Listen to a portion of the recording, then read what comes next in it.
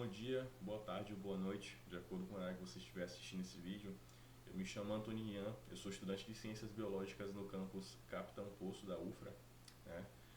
Eu sou aluno de iniciação científica pelo projeto voluntário. Eu sou orientado do professor Igor Vivian de Almeida.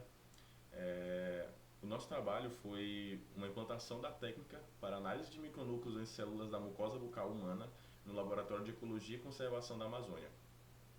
Esse trabalho ele consiste na implantação de uma técnica de análise de micronúcleos bucais, né, que são coletados na mucosa bucal, ou seja, a parte interna da bochecha, para poder analisarmos a morfologia dos núcleos em busca de possíveis alterações que são causadas pelos costumes, hábitos e consumos de cada indivíduo. Como botamos na parte da introdução, né, que a gente apresenta a importância do nosso trabalho, o ambiente ele contém considerações variáveis de diferentes agentes nocivos que podem ser de origem natural ou gerados por atividades humanas. O ensaio do micronúcleo bucal é um método para avaliar o dano cromossômico em decorrência da instabilidade genética ou exposição a agentes genotóxicos ou mutagênicos.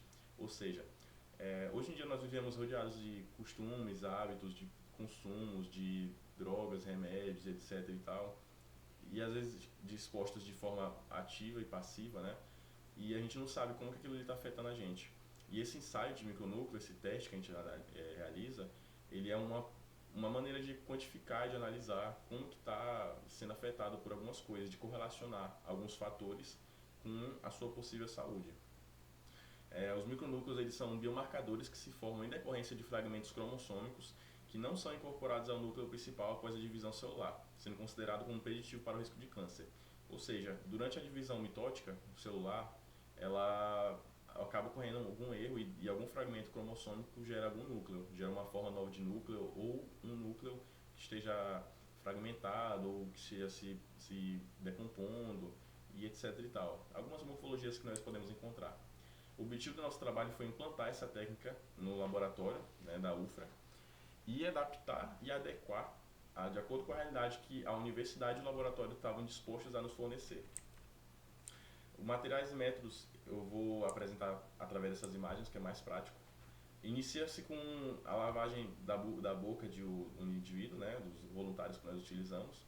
Após isso, a gente utiliza citobrush, que são aquelas escovas dispostas na imagem, para poder coletar o material na boca do indivíduo. A gente coloca num tubo Falcon de 15 ml e adiciona um fixador Sacomano. Após isso, a gente faz a agitação com o vórtex e com uma centrífuga e adiciona o tampão para poder formar o sedimento, né, que todo o material que estava na escova vai formar um precipitado no fundo do tubo para poder a gente passar para o próximo passo. Quando esse material é formado após a centrífuga, a gente retira todo o líquido sobrenadante e adiciona tampão de mucosa. E esse processo ele é repetido 3 vezes, até a gente chegar na parte final da montagem das lâminas, que consiste em adicionar etanol ácido acético.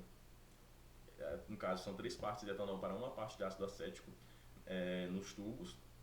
E a gente pega todo esse material, uma parte do material, e despeja sobre lâminas para poder começar a coloração delas. A gente utiliza um reativo de Schiff, que é um corante de cor lilás, podemos dizer assim, e que ele vai se agregar em qualquer material genético que está disposto nas lâminas. E após a gente retirar o excesso desse corante, a gente contracora com o Fast Green, que é um corante de cor verde, que ele vai corar todo o citoplasma das células nessas lâminas.